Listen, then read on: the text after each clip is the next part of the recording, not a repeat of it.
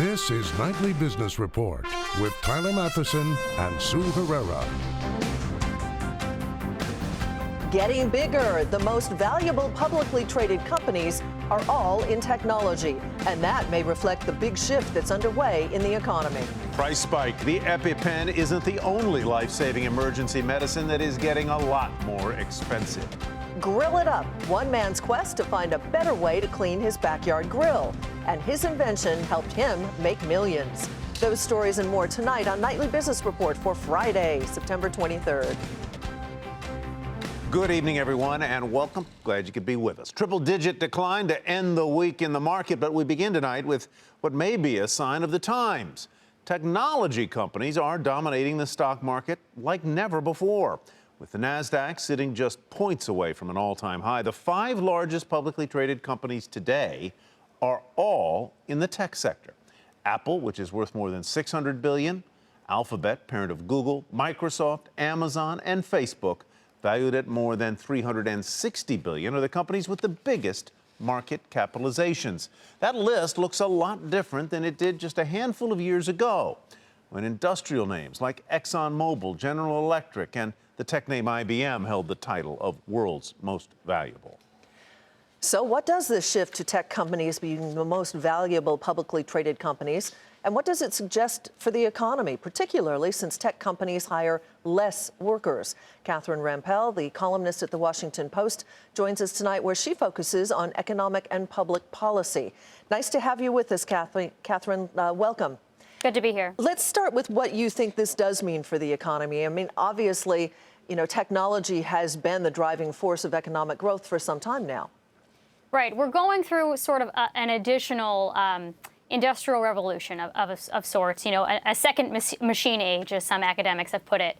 The idea being that software is eating the world, as the cliche goes, and that companies, basically in all industries, are having to revamp themselves to become more digitally connected, to think about how they could be disrupted by newer entrants. And the fact that we have tech companies as the most valuable companies right now is merely a symptom of that change. Yeah, it's a consequence of it. There are a lot of people who are worried that this revolution that you describe, I think very accurately, will mean the extinction of lots of jobs. What does your research and what does history tell us? So at first blush, this makes sense, right? That people worry that the robots are taking their jobs, that as more kinds of work become automated, that reduces the requirement for human labor.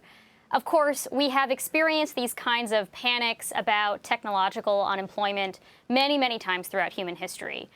Keynes worried about it during the Great Depression.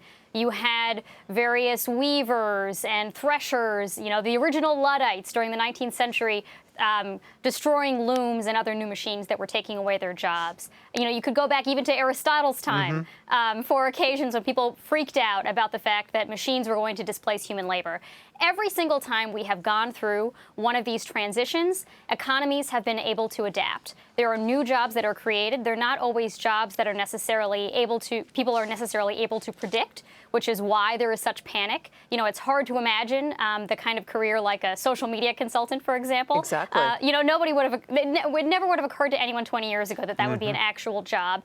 But what happens is there's a transition. A lot of people are displaced. New jobs are created. The jobs don't necessarily go to the people who are displaced. They go to people with different kinds of skill sets. But mankind adapts. That was my question, is if people are displaced, don't they need to be retrained? What is the educational component of this whole equation? So the fact that the economy is changing, and again, that's being reflected not only in the kinds of companies that are rising, but in sort of old guard companies, the GEs or retail companies of the world, that they're requiring new skill sets, does suggest that we need to be thinking a little bit harder about what kinds of skill sets we encourage younger workers to acquire, whether that be programming or other kinds of higher skilled type jobs. And I'm not sure that we're doing a great job at guiding people towards the right kinds of careers at this point right now. All right. We'll leave it there. Catherine, thank you very much. Thank Catherine you. Rampell with the Washington Post. Now, one company is using technology to overhaul its more traditional business model. Morgan Brennan tells us what UPS is doing to speed up delivery times a little bit later in our broadcast. On Wall Street, stocks snapped a three-day win streak. Lower oil prices weighed on the broader market, as did shares of Apple on unconfirmed reports that overseas sales of the new iPhone may not have been as strong as hoped. The Dow Jones Industrial Average dropped 131 points to 18,261. NASDAQ lost 33, S&P 500 off 12. For the week, though, all of the major indexes were higher. A big story this week, of course, was the Fed. And today we heard for the first time from one of the three policymakers who dissented and voted in favor of raising interest rates. Boston Fed President Eric Rosengren said that leaving rates too low might lead to a recession. He's concerned that a rate hike now would avoid a lot of increases in the future, which, if that were to happen, he says would shorten the recovery.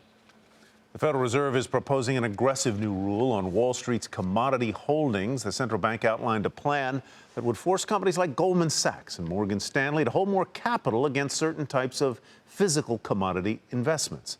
Officials estimate the proposal would mean about $4 billion in total additional capital.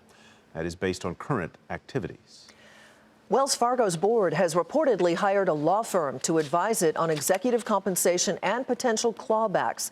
That report comes on the same day an investor group called on Wells Fargo to claw back an executive's bonuses. In a letter to the bank's board, as reviewed by the Wall Street Journal, CTW Investment Group also wants an independent review conducted. CTW is asking the board to claw back at least part of the pay from 2011 to 2016 received by former retail banking head Carrie Tolstead. She stepped down from that post in July and is expected to retire later this year. The pension funds of CTW hold about 12 million Wells Fargo shares. As we reported last night, the Department of Education decided to revoke federal recognition of the nation's largest accreditor for for-profit schools. And that is a big deal for the industry, which has come under intense pressure. And recently seen schools like Corinthian colleges and ITT Tech shut down. Scott Cohn following the story for us tonight from San Jose. Scott, welcome. How big of an issue is this for the schools? Well, potentially it's a huge issue, Tyler. I mean, we've been looking over the last several years at a fundamental change in the business model for these companies and these institutions. Now, accreditation is a big part of the equation. There are a number of accrediting agencies. University of Phoenix behind me is accredited by a different agency than the one that we're talking about. But the allegation is that the accreditors have been not stringent enough, have been full of conflicts, and that's one of the main reasons that as a whole, these for-profit colleges have had lower graduation rates and, more importantly, big defaults on student loan rates. You can't get into one of these, can't get student aid, I should say, if your school is not accredited. And if this accreditor goes away, that's a big chunk of these institutions' revenues. Yeah, which begs the question, will the loss of this accreditation lead to more of those schools shutting down? Well, it's possible. It's a little bit early to tell. The agency, ACICS, is going to appeal this decision, so nothing takes effect right away. But it could mean that some of these companies are going to have to go for accreditation from somebody else. That's not an instantaneous process, so it is entirely possible that we see more dominoes fall. So one option is that they go to another accrediting agency that has not been, whose license hasn't been revoked, basically, by the feds. Are there any other things they're pondering? Well, that's the main thing is to try and, I guess, improve this whole process. The accreditation has been a big part of it. There have been all of these other issues with gainful employment, which the Obama administration has been cracking down on, and that's something that's going to continue. So it's not getting any easier for these institutions. The hope is that they improve their standards and that they become what they profess to be, which is a viable alternative to community colleges, which are overcrowded, don't necessarily have the programs that they offer, but they seem to have a long way to go yet. All right, these are big companies, big businesses, big advertisers. Scott Cohn in San Jose. Thank you. Still ahead, the next EpiPen, a decades-old drug that can save lives, is seeing a sharp increase in price. Sound familiar?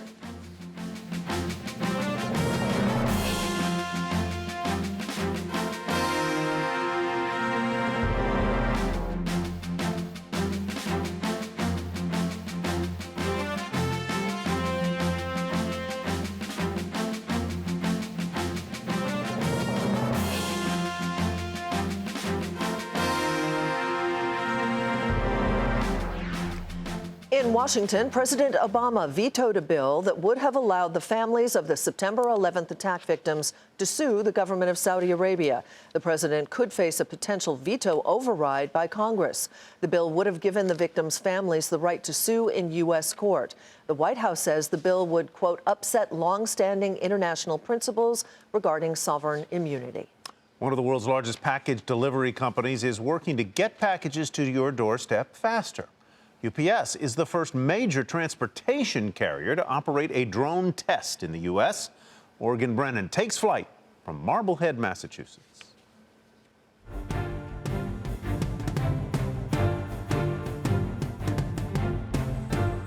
It's coming sooner than you may think. Package delivery by drone. The UPS took to the skies yesterday to test a commercial delivery using an unmanned aerial vehicle. The delivery scenario: a child forgot her asthma inhaler after heading to camp on a remote island. The 3-mile, 8-minute mission over water from Beverly, Massachusetts to Children's Island was conducted by Sci-Fi Works, which claims UPS as an investor. So the DNA really matches very well together, and it's a wonderful partnership. This delivery drone is a hexacopter that's fully autonomous, meaning it can fly itself. It's equipped with night vision, and it can go as fast as 30 miles per hour. And of course, it's branded in UPS Brown. Under new FAA regulations that took effect late last month, Sci-Fi is running regular experiments to develop its technology and collect data to contribute to a viable drone business model for the shipping giant. The total cost of ownership of drones to actually have a full drone delivery fleet is not determined at this time, but the cost per mile is pretty low, maybe as low as 5 cents per mile. There's a lot at stake. Analysts say the adoption of drone technology will be crucial as customers continue to buy more online and do so with faster and faster delivery expectations. The competition's fierce. Amazon's conducting advanced tests with its Prime Air drones in the UK, DHL's been using its Parcel Copter in Germany, and Alphabet's Project Wing drones are delivering Chipotle burritos at Virginia Tech, just to name a few. Over the next 10 years, unmanned aircraft systems could generate more than $80 billion for the U.S. economy, according to the White House. And federal aviation officials estimate 600,000 commercial drones will be operating stateside within a year. Yet despite all the talk, drone use for package deliveries has been slower to catch on, largely because the new regulations require operators always have a direct line of sight on the aircraft. When you prove that this has value and you collect the data to convince the FAA to open up other areas, then we'll be able to do more non-line of sight deliveries. But right now, as data is collected and the new regulations sorted out and built upon, it's tests like this one, running urgent deliveries to remote locations like Children's Island, where drone deliveries make the most economic sense. For Nightly Business Report, I'm Morgan Brennan in Marblehead, Massachusetts. Twitter spikes on talk of a possible takeover, and that's where we begin tonight's market focus. Shares soared today after CNBC's David Faber reported Twitter has received interest from some tech firms considering whether to make a bid for the social media company. The suitors are believed to include Salesforce and Google. Twitter surged 21.5% to $22.62, while Google's parent Alphabet was essentially flat at $814.96. But Salesforce was off more than 5% to $70.39. Facebook apologized for a miscalculation in the way it measures how long its videos are viewed. The Wall Street Journal says the tech giant told ad buyers that it may have overstated average viewing time by up to 80%. Shares of Facebook dropped 1.5% to $127.96. Valvoline made its Wall Street debut in one of the year's biggest public offerings. The CEO of the company, which operates oil change centers across the U.S., said some of its businesses are firing on all cylinders. We have a strong quick lube business, too, called Valvoline Instant Oil Change, and that's had 10 straight years of same-store sales improvements, and so we're looking to really invest and grow that business. And then our international business has got excellent potential, too. We have relatively small market share, but very strong teams and capabilities around the world. Shares of Valvoline finished up 5% at $23.10. Meantime, Aptio also had a strong debut today. The 9-year-old cloud computing firm helps companies manage their finances, track spending. There's currently $2.7 trillion spent on technology worldwide. Aptio shares soared nearly 41% on the session. They finished at $22.55. The rising price of EpiPens got a lot of attention this week when the maker of the drug appeared in front of Congress. But that's not the only life-saving medication that's getting more expensive. And the price hike comes as the need for it grows. Meg Terrell reports. It's a drug some public health experts say should be carried by everyone. In Baltimore City, I have issued a blanket prescription to every single resident, to 620,000 residents in our city, because we strongly believe that naloxone should be part of everyone's medicine cabinet and everyone's first aid kit. Naloxone can act like an antidote to an overdose with opioid drugs like heroin and OxyContin. And demand for naloxone is skyrocketing amid the country's opioid epidemic, which led to more than 28,000 deaths from overdoses in 2014. If we all have the ability to save a life, why shouldn't we? But the price of naloxone is increasing as well. Baltimore City Health Commissioner Dr. Lena Wen says one product her city purchases has doubled in price since 2012.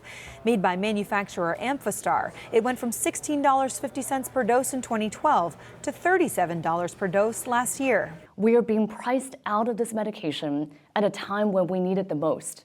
The issue is catching the attention of lawmakers, who this week held a hearing on the price of drugs for opioid addiction. And in June, the Senate Aging Committee sent letters to 5 manufacturers of naloxone, asking for explanations for price increases. Naloxone has been available since 1971. Pfizer's Hospira sells an injected version used in hospitals. The price of one vial increased from less than $1 in 2005 to more than $15 in 2014. The company says it has responsibly priced the product and that the price takes into account necessary investments to produce and distribute it. And an auto-injector made by Kaleo has risen in price from $575 in 2014 to more than $3,700 this year. Kaleo says it's increased patient assistance so that those with commercial insurance can get the product at no cost. But cities encountering record numbers of overdoses are concerned as they equip emergency responders, firefighters, and police with naloxone to be used in the field. We need some broader, sustainable solution, or else we have the worst case scenario where a program or a health department runs out of naloxone, can't afford to buy more, and people die as a result. The rising price, as well as the increased demand, can cause tough decisions for municipal budgets. You might consider turnout gear for our firefighters has to be put off into the future because of the money being spent on the extra drugs that we need to handle overdoses. And public health experts say the drug is so important for overdoses. It's something that nobody should be without. For Nightly Business Report, I'm Meg Terrell. Our market monitor likes mid and small cap growth stocks. He says will do well in any economic environment. This is his first time on the program. He's Lamar Villery, portfolio manager with Villery and Company. Lamar, welcome. Good to have you with us. Don't get nervous, Lamar. It's not going to be, we're gentle with you here. Let's go right to your stock picks, beginning with LKQ. What is it? What do they do? Sure. LKQ, it actually stands for like and kind and quality. So these guys, if you get in a collision, in an auto collision, you're going to want your car back as quickly as possible. So these guys work with the insurance companies and the collision repair center to get you alternative auto parts quickly. So basically, think of it like Amazon Prime, but for auto collision repair center. So you get your car back quickly, you're happy, the insurance company's happy because it costs 20 to 50% less than a new part. That's LKQ. They dominate in the U.S. They're bigger than their 20 next competitors combined. So they're huge here. They've got dominant market share. Right now, they're building that out in Europe. So we think that's really where the growth is going to come from for LKQ. All right. Next is Taser International. Sure. Taser, most people know it by their non-lethal weapons that are used by law enforcement agencies. And that's really a very mature business, highly profitable, great cash flow business. The real excitement here with Taser is on their body-worn camera business. So, when you see incidents like happen in Charlotte or other places in the U.S. that have attracted a lot of attention, there's always the question of what really happened, what's the whole story. And Taser sells these body-worn cameras and then makes a recurring revenue stream on handling the data afterwards. But, what we've seen, we've talked to law enforcement agencies throughout the country, and what they've said is they're either using body-worn cameras now or they're going to. And they've seen the ones that are using it have said that it reduces force by, like 60%. Complaints are down by 90%, and that's a huge cost saving. So that's something that we think is going to be a trend that's going to continue. Your last stock, Steris, is one that you bought, you say, right after the vote to leave, Britain's vote to leave the European Union. Is it a so-called Brexit play, or was it just kind of coincidence that you bought it then? It's not a coincidence. This was a baby in a bathwater type thing. So the company's actually based in the UK, but it's really a U.S. company. So the shares were penalized for no good reason other than everybody was terrified about UK, particularly in European stocks more broadly. Really, it's an American company. If you check into the hospital tomorrow, there's a 1 in 20 chance that you're going to catch an infection there, something you didn't have before, but that you get there. This is something that costs the U.S. healthcare system $10 billion a year, so it's a massive problem. Steris supplies everything from soaps to clean sheets to any kind of cleaning supply to help fight those infections. So we think no matter what happens in the economy, this is an area where we're not going to see cuts to spending. So this is a nice growth stock. And granted, it's not as attractive right now as it was right after Brexit when Villeray & Company bought, but we still think there's a good opportunity in these shares. All right, Lamar, thank you very much. We'll revisit these some point in the future. Lamar Villeray with Villeray & Company. And coming up, Grill It Up, one entrepreneur's journey to create a cooking gadget that makes cleanup off the grill a little easier. His story in tonight's How I Made My Millions.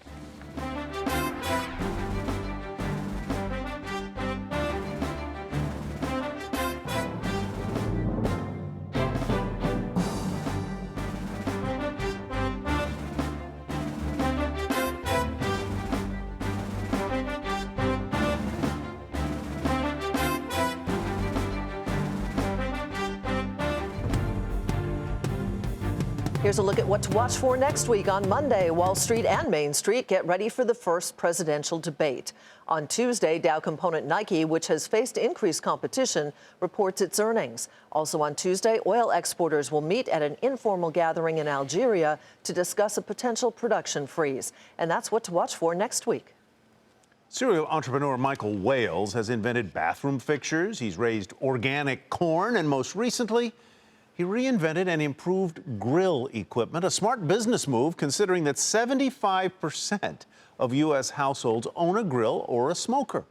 Here's what he's been cooking up in tonight's How I Made My Millions.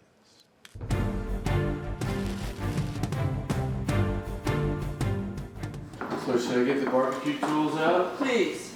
In this house, ideas, innovation, and a dash of inspiration are always simmering. Ever since I've been little, I've always just looked at things and said, there's got to be a better way to do this. From water-saving shower heads, his first product, to more efficient grill equipment, Michael Wales, with help from his wife Grace, has made millions creating, marketing, and selling practical products, often with amusing names. It's called the King Tong, and we got that trademark. I love that. Yeah.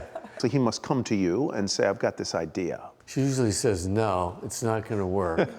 I always play devil's advocate. But when he came up with Grill Daddy, it was definitely a home run. As with most inventions, necessity turned out to be the mother of perhaps Wales' best-known gadget, the Grill Daddy. I always hated a dirty grill. So he started dipping conventional, old-style grill brushes in water before putting them to work. I said, listen, I think there's a product here. So I made a prototype and started playing around. The result, a patented wire bristle brush with a handle that holds water and dispenses it. Do you want your grill on and at full power? You turn the grill all the way up so the water turns to steam and cleans the grill on contact. He saw how well it worked, but would anyone buy it? I don't want to do this all day long. What better place to find out than at a barbecue with friends? And I said to everybody, would you guys want one of these? And everybody was like, yes, when can we get one? It took about a year and a half from idea to modeling to final creation. And in 2008, he and Grace founded the Grill Daddy Brush Company. He says they invested $1 million from the sale of his showerhead business into a direct response ad campaign. This is Grill Daddy, the revolutionary new grill cleaning tool. It was a risky move since he claims only 1 in 20 of those as seen on TV products actually make it. For every dollar that you spend on TV, you want to be able to sell at least $2 worth of product, and that's a break even. But Grill Daddy did far better than that. We got $4 back in sales. In just 8 years, the Grill Daddy has spawned more than 30 other products that now fill 4 warehouses across the country. This is the warehouse where you fulfill orders for whom? It's not obviously a huge one. No, we just use this small warehouse for samples. And we also, like here's an order, this is HomeDepot.com. No longer sold solely on TV, you can find Grill Daddy products online and in big box stores at prices ranging from $13 to nearly $100. Hard to imagine, considering Wales originally had trouble convincing retailers to carry his nearly $15 brush. They would say, well, we sell grill brushes for 99 cents. And they go, well, you know, there's no market for it. And I go, well, how much do you make on a 99-cent grill brush? 60 cents. I said, how would you like to make $7 on every grill brush you sell? How many Grill Daddies later are we? Well, we've sold probably, I don't know, 5 million or so. Could this Grill Daddy ever sell his baby?